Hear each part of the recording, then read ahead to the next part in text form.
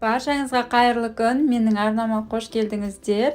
Бүгін осындай әдемі, сочный, қып-қызыл болып пісетін қанаттарды духовкада пісіретін боламыз. Ең алдымен қанаттарымызды жақсылап жуып алатын боламыз.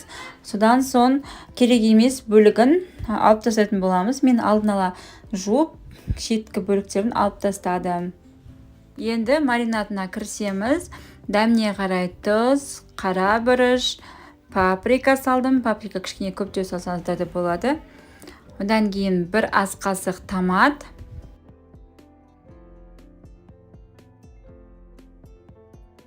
Енді қолымыздың көмегімен жақсылап араластырып алатын боламыз. Тұзы, бұрышы бәрі сіңуі тиіс. Және де мен үстіне осындай кептірілген чеснок салдым. Барлығын жақсылап араластырып, тұзын сіндіргеннен кейін бетін жауып 2-3 сағатқа тоңазытқышқа қоя тұратын боламыз. Міне біздің қанаттарымыз жақсылап маринадталды. Енді табамызға пергамент қағазын төсеп, осылай үстіне қойып шығатын боламыз. Қызып тұрған пеште 20-25 минут пісіріп алатын боламыз.